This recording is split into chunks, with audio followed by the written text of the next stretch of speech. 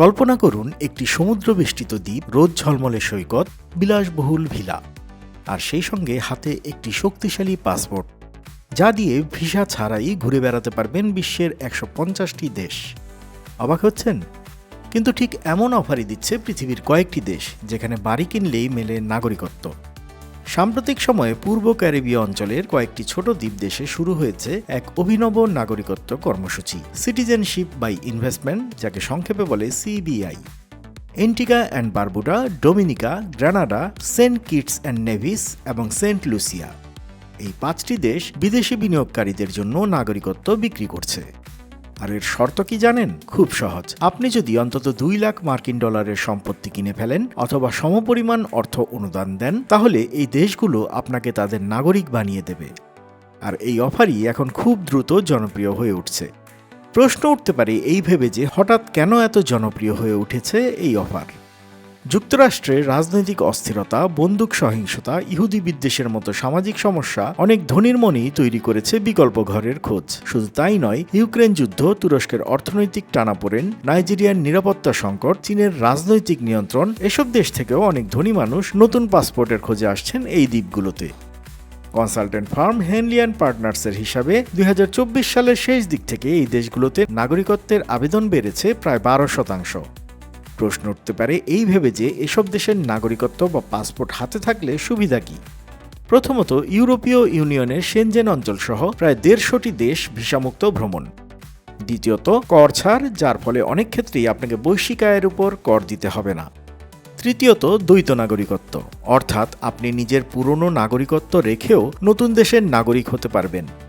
এগুলো শুধু ভ্রমণ বা কর বাঁচানোর বিষয় নয়, এটি এক ধরনের ব্যাকআপ প্ল্যান, অর্থাৎ ভবিষ্যতে জরুরি পরিস্থিতি তৈরি হলে সহজেই নতুন দেশে গিয়ে বসবাস শুরু করতে পারবেন।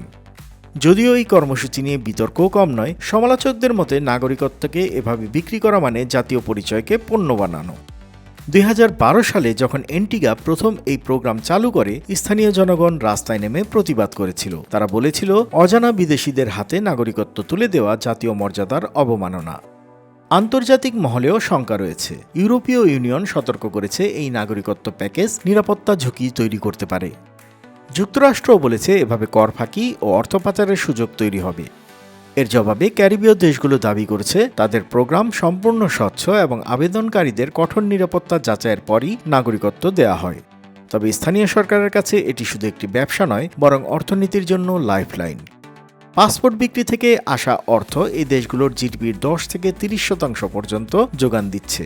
প্রাকৃতিক দুর্যোগের পর পুনর্গঠন, স্বাস্থ্যসেবা, অবসর ভাতা সবই চলছে এই অর্থে।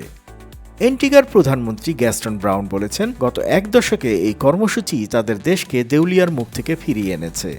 অবশ্য বাড়ি কেনা ছাড়াও নাগরিকত্ব পাওয়ার বিকল্প রয়েছে। ডোমিনিকায় একজন আবেদনকারীর জন্য ন্যূনতম $2 লাখ অনুদান দিতে হয়, আর পরিবার সহ হলে $2,50,000। অ্যান্টিগায় ওয়েস্ট ইন্ডিজ বিশ্ববিদ্যালয়ে $2,60,000 অনুদান দিলেও নাগরিকত্ব পাওয়া যায়। তবে সাম্প্রতিক আন্তর্জাতিক চাপের কারণে এই 5টি দেশ নিয়ন্ত্রণ আরও কঠোর করেছে। বাধ্যতামূলক সাক্ষাৎকার, কঠোর নিরাপত্তা যাচাই, নিয়মিত অডিট এবং একবার কোনো দ্বীপে আবেদন প্রত্যাখ্যাত হলে অন্য দ্বীপে আবেদন নিষিদ্ধ। বাড়ি কিনলেই নাগরিকত্ব শুনতে যতটা অবাক করা, বাস্তবে এটি ততটাই কৌশলগত পরিকল্পনা। কারো কাছে এটি কর ছাড় বা ভ্রমণ সুবিধার সুযোগ, কারো কাছে ভবিষ্যতের নিরাপত্তা পরিকল্পনা। রাজনৈতিক বিতর্ক থাকলেও এই কর্মসূচি এখন ক্যারিবীয় দ্বীপগুলোর বেঁচে থাকার অন্যতম ভরসা। তাহলে সুযোগ পেলে কি আপনিও সমুদ্র তীরে একটি বাড়ি কিনে ফেলবেন, পাশাপাশি হাতে তুলে নেবেন এক নতুন পাসপোর্ট? কমেন্টে জানাতে পারেন আপনার মতামত। শেয়ার করুন ভিডিওটি ও সাবস্ক্রাইব করুন বাংলা ফ্লো। ফেসবুক, ইনস্টাগ্রাম আর টিকটকেও যুক্ত থাকুন বাংলা ফ্লো এর সঙ্গেই।